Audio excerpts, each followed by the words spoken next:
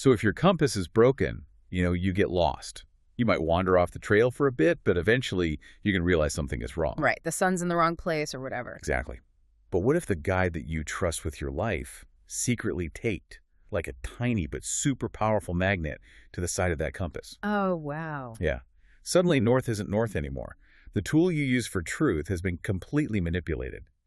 And it's meant to lead you exactly where the guide wants you to go. And you wouldn't even question it. No, you wouldn't, because you trust the instrument and, more importantly, you trust the person holding it. That's a terrifying thought. Right. Welcome to today's deep dive. We are looking at this diagnostic landscape of truth and manipulation that is honestly incredibly murky. We're exploring a really fiery, dense theological essay today. It's titled The Disease of Lies in the Pulpit. Yeah, and it targets exactly that kind of manipulation you just mentioned. Specifically, spiritual leaders who are allegedly altering the compass, so to speak, for their followers. And before we get into the weeds, the medium itself is wild. It really is a phenomenal text to break down. What immediately stands out is that it's written in both Interslavic and traditional Chinese. Which is such a specific combo. It is. For those who might not know, Interslavic is this constructed language designed specifically so that speakers of different Slavic languages can just understand it without prior study. Like a universal bridge. Exactly. And when you combine that with traditional Chinese, you realize the authors are deliberately bypassing these regional or, nationalist echo chambers. They are aiming at a very specific global cross-cultural audience. Looking at the source material, this essay is attributed to a really diverse-sounding group of authors. Right, we've got Frank Leo, Moshe Halevi, Francisco's Moises Levitakis, and Moshe Lev. Actually, there is only one author. All the names mentioned are the author's names in different languages. Yeah, they bring some incredibly heavy theological, historical, and linguistic arguments to the table. They really do. But before we dive into all of that, I need to set a very clear ground rule for you, our listener. Super important. Yes. Because this essay tackles highly charged religious controversies and, frankly, explicitly references the current ongoing political and military conflict between the U.S. and Iran in 2026, we have to emphasize that we were remaining entirely impartial here. Right. We're not endorsing any of the political or religious viewpoints in this material, nor are we taking sides. Our job today is simply to impartially report on the ideas and claims made by the authors in the source text. Exactly. We are just here to examine the architecture of their argument, how they deconstruct the claims of these pastors, and ultimately what it reveals about the power dynamics of authority. Okay, let's unpack this. The essay doesn't actually start with the current geopolitical situation. Right, it doesn't. It establishes a baseline of behavior first. It shows how certain Taiwanese and Chinese pastors are allegedly misrepresenting the basically verifiable facts of other world religions, starting right out of the gate with Islam. Yeah, the authors systematically dismantle this very specific claim being preached from these pulpits. It's this idea that the Kaaba in Mecca is the tomb of the Prophet Muhammad. Wait, really? That's what they're saying? Yeah, and that Muslims actively worship Muhammad. Wow. The essay points out that this is completely factually incorrect on both counts, and they don't just say it, they bring in direct quotes from the Quran to prove it. Right, they don't mess around. No, they cite Surah 2.127 and Surah 3.96. Those teach that the Kaaba is a sanctuary built by the prophet Ibrahim in Arabic and his son Ismail. It has absolutely nothing to do with Muhammad's tomb. Considering Muhammad is buried in an entirely different city. In Medina, right. Yeah, exactly. But it's worse than just getting the geography wrong. The second half of the pastor's claim, the part about Muslims worshiping Muhammad, is what the authors call a fundamental, violent violation of Islamic theology. Because of the monotheism aspect. Right. Islam is built on this concept of tawhid, which is strict, uncompromising monotheism. To worship anyone or anything other than God is called shirk. Which is a massive deal. It's considered the gravest possible sin in Islam.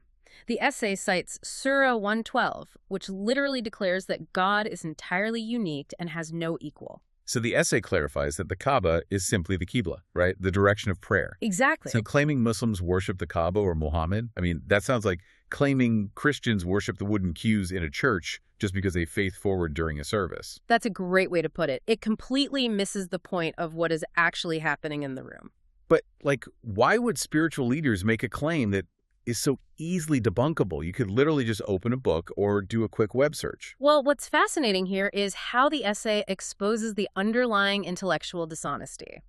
It's not just that the pastors got the facts wrong. The essay highlights that some of these pastors are claiming they got this information directly from a Muslim. Oh, come on. Which the authors just absolutely tear apart as fabrication. A massive fabrication. They call it a double lie. Because no practicing Muslim who actually knows their own faith would ever say something that violently contradicts the very foundational pillar of Islam. Right. It would be like a devout Christian claiming Jesus was just a guy who liked to build tables and, nothing more. It makes zero sense within the framework of the religion. So the essay is using this to show a psychological pattern. Exactly. If a leader is willing to invent a fake source to validate a lie about a neighboring faith, their relationship with the truth is just fundamentally compromised. And once a leader is comfortable rewriting the foundations of a neighboring faith, rewriting their own history becomes dangerously easy. Oh, yeah. It's a slippery slope. If they can distort Islam, they can distort the historical context of their own religion, which is exactly how we end up with the essay's next major target, which is anti-Semitism. Here, the tone of the text really shifts. It goes from theological correction to absolute moral outrage. They call out a horrific claim being preached from these specific pulpits. The idea that the Holocaust happened because, quote, Jews killed Jesus. Yeah, that's heavy. The essay attacks this claim on three distinct fronts, right? Historical, genealogical, and theological. Let's start with the history, because the authors go straight to the text of the Gospels to disprove this. Historically, the essay points out that the trial of Jesus was pushed by a very small, specific Judean elite. Like the Sanhedrin. Right. We are talking about the chief priests and members of the Sanhedrin like Caiaphas. It was a political maneuver by a few individuals trying to maintain power under a brutal occupation. It wasn't some democratic decision by the entire Jewish nation. Exactly. Furthermore, the Jewish people didn't even have the authority to execute anyone in that manner. It was the Romans who physically executed him. Yeah, the essay quotes the Gospel of John chapter 19 to remind everyone that crucifixion was a Roman punishment, ordered by a Roman governor, Pontius Pilate, and carried out by Roman soldiers. Crucifixion wasn't a Jewish practice at all. It was a Roman mechanism of state terror. Right. And then they move to the genealogical argument, which exposes the absurdity of this genetic blame game. The authors explain that the Ashkenazi Jews, who were, the primary victims of the Holocaust in Europe, they evolved as a distinct cultural and historical group over centuries of migration in Central and Eastern Europe. So to draw a direct line of blood culpability from a first-century Judean political elite to 20th century European Jews is, historically and genetically, it's completely baseless. Absolutely baseless. So blaming the Jewish people for this is like, blaming modern-day Italians for the assassination of Julius Caesar. Except in this case, the bad history was actually used to justify a literal genocide. That is the exact scale of the logical leap. It shows just how dangerous bad theology can be. And that brings us to their third front, the theology itself. Right. The authors remind these pastors of the absolute basics of their own book. Jesus was Jewish. The 12 apostles were Jewish. The early church in Jerusalem was entirely Jewish. They even quote the Apostle Paul, right? Yeah. At Philippians 3.5. Yes, where he proudly identifies as a Hebrew of Hebrews and a Pharisee. The essay also points to Romans 3.23, which is the core Christian doctrine stating that all have sinned. Right. The authors argue that blaming a single ethnic group for the crucifixion completely misses the theological point of the cross, which, according to Christian doctrine, is that all of humanity is responsible. They even point out that blaming Jews for the crucifixion isn't even a new debate. It was explicitly condemned as an ancient heresy by the Catholic Church at the Second Vatican Council back in 1965. Wow, so this has been settled for a while. Yeah. And this isn't just an academic correction for the authors. They are furious because they view this as a profound moral and spiritual danger. Look at how this functions. They are using the Bible itself to strip away the pastor's pseudo-biblical justifications for prejudice. They are telling these leaders, you cannot use our sacred text to sanction hatred because the text explicitly condemns what you are doing. And bending the past ultimately leads to bending the present. This pattern of bending reality and weaponizing the pulpit eventually spills over into current geopolitical events. It does. Which moves our deep dive into the essay's most controversial section, the mixing of faith with the ongoing 2026 U.S.-Iran war. Yeah, the essay fiercely condemns pastors who have been using their platforms to praise an American F-15E pilot. For context, this pilot was shot down over Iran in April 2026, and subsequently rescued. Okay. And the pastors were reportedly calling this pilot a hero from the pulpit and labeling the nation of Iran as evil. And the authors argue that cheering for this pilot completely ignores the brutal realities of the war on the ground. To make their point, the essay brings in some really heavy documentation. Yeah, they don't hold back. They cite an Amnesty International report from March 16, 2026. It details a specific event from February 28th, where a U.S. Tomahawk missile strike hit the Shajara Tayyibeh Primary School in the city of Minab. And according to the report cited in the text, 156 people were killed in that single strike, and 120 of them were children. Just awful. Yeah. And rather than just reciting numbers, the essay points out the staggering cognitive dissonance here. You have Christian pastors cheering on a bombing campaign that is actively destroying the lives and historic churches of their own theological brothers and sisters. The authors specifically list Christian victims of these bombings to really drive this home. They mention a 68-year-old Iranian Armenian Christian named Aveni Simonian who was killed in a strike in Isfahan. Right. They detail damage to historic Orthodox churches in Tehran, including St. Nicholas and St. Mary's, and the destruction of an Armenian kindergarten in the Majideh neighborhood. It's just devastating. But wait, I have to play devil's advocate here for a second. Yeah. Throughout history, hasn't it been, completely standard for religious leaders to pray for their nation's military? From ancient kings to modern presidents, religion and state military goals have almost always overlapped. Yeah. So where exactly is this essay drawing the line? Well, if we connect this to the bigger picture, the authors are actually addressing that exact historical tension. The line is drawn at the moment a spiritual leader becomes a political agent. Okay. The essay quotes Jesus in John 18.36 saying, "My kingdom is not of this world." The argument here is that the church's allegiance shouldn't be tied to any earthly government's military objectives, especially when those objectives result in mass casualties. So is the difference between praying for peace and becoming a cheerleader for a war machine? Exactly. They invoke Isaiah 5.12, which is a fierce prophetic warning against calling evil good and good evil. The author's view is that when a pulpit transforms into a political tribune, when it starts cheering on military campaigns that result in the deaths of children and fellow believers, it completely loses its spiritual authority.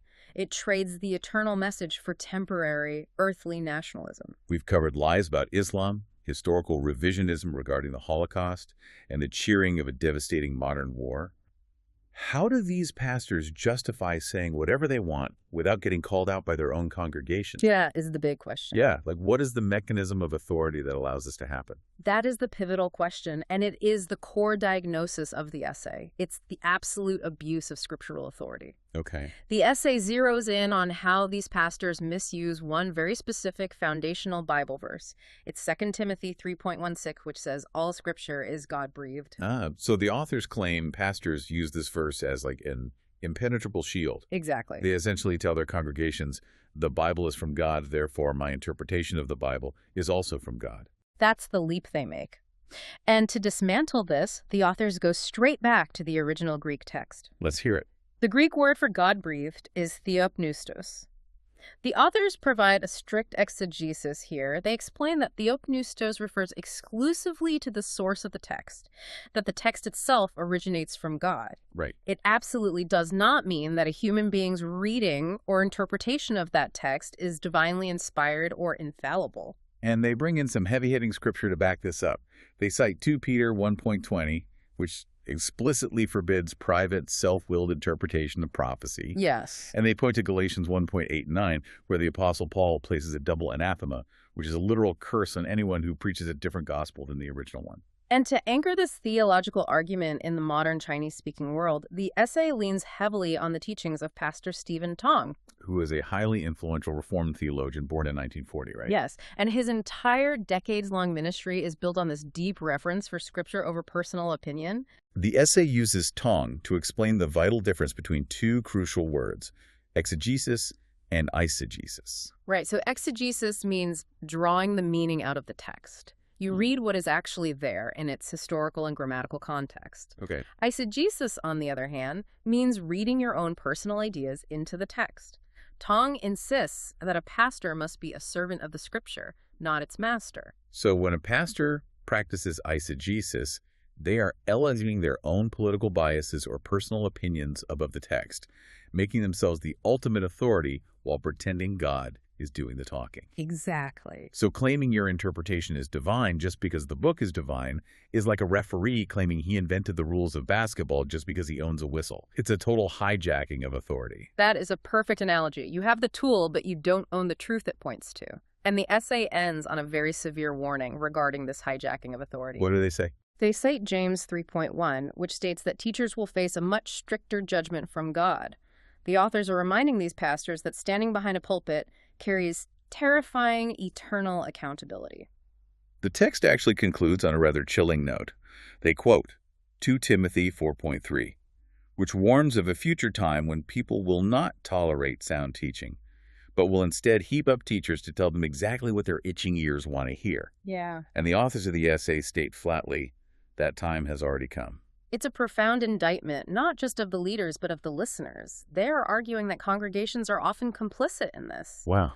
People naturally seek out leaders who validate their existing biases rather than leaders who challenge them with the actual truth of their sacred texts. Which brings us to why this deep dive matters to you, regardless of your personal religious beliefs or background. Absolutely. We've just walked through a document that exposes what happens when people in positions of ultimate authority, whether they are spiritual leaders, political figures, or, media personalities, demand that you accept their personal interpretations as unquestionable truth. It is always a recipe for disaster. Always.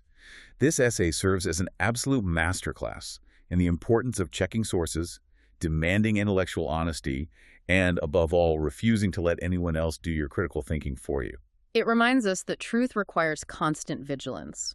When we outsource our critical thinking to charismatic leaders or comfortable echo chambers, we become incredibly vulnerable to being led completely off the map. And it leaves us with a final provocative thought for you to mull over.